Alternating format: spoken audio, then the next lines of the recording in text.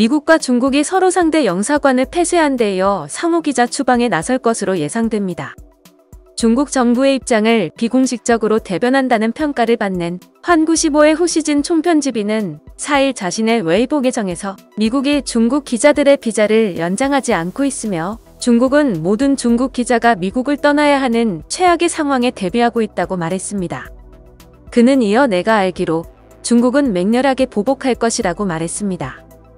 그는 미국이 중국 기자 60여 명을 추방하고 모든 중국 기자의 비자를 3개월로 단축한 이후 중국 기자들의 비자를 연장하지 않을 가능성이 높다고 말했습니다. 이에 따라 중국 기자들은 어쩔 수 없이 미국을 떠나야 할 것이라는 예상입니다. 현재 중국 기자들의 비자 만료 시한은 오는 6일로 다가왔지만 아무도 비자를 새로 받지 못했다고 그는 전했습니다. 또한 40명에 가까운 기자들이 지금까지도 비자 연장 수속에 관한 통지를 받지 못했다고 덧붙였습니다. 후 총편집인은 중국은 좌시하지 않고 반드시 정당한 대응을 할 것이라고 말했습니다. 그는 홍콩에 수백 명의 미국 기자가 있는데 중미 미디어 전쟁이 격화하면 누가 더 다칠지는 뻔한 일이라고 경고했습니다. 중국 외교부는 1년마다 중국 본토에서 활동하는 외국 기자들이 기자증을 갱신하도록 하는데 기자증을 회수하거나 기한 만료 이후 연장을 거부하는 방식으로 미국 기자를 추방할 수도 있을 것으로 보입니다.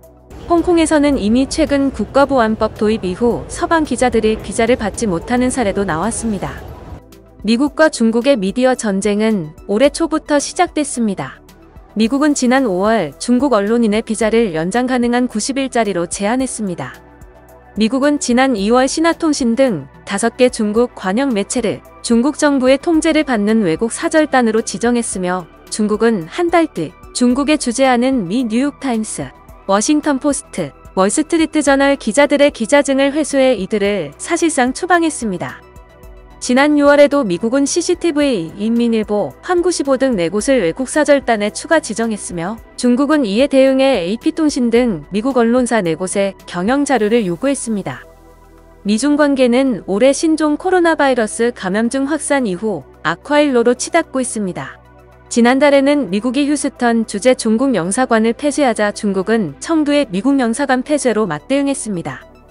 미국은 중국 통신장비업체 화웨이를 제재한 데 이어 중국 바이트댄스의 짧은 동영상 앱 틱톡까지 겨누고 있습니다. 틱톡의 이용자 정보가 중국 정부로 넘어갈 수 있다는 이유를 듭니다. 틱톡은 미국 내에서 서비스가 금지되거나 미국 사업을 강제 매각해야 할 처지입니다. 틱톡은 마이크로소프트와 협상하고 있습니다.